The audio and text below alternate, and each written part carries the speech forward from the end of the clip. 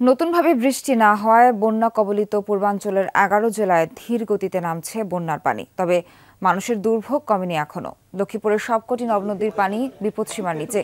পানি ধীর গতিতে নামায় বন্যা পরিস্থিতির উন্নতি হতে সময় লাগছে।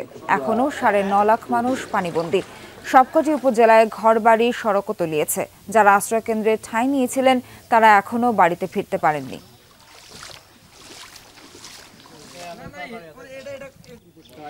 তীব্র ত্রাণ সংকট দেখা দিয়েছে কুমিল্লার বন্যা দুর্গত এলাকায়। এই জেলার 14 উপজেলার সবকটি কম বেশি পানিবন্দী। সবচেয়ে খারাপ অবস্থা লাকসাম ও মনোহরগঞ্জে। নতুন উপদ্রুত এলাকাগুলোয় ত্রাণ পৌঁছাতে হিমশিম খাচ্ছেন স্বেচ্ছাসেবীরা। প্রায় 500 আশ্রয় কেন্দ্র অবস্থান করছে 50 লাখেরও বেশি মানুষ।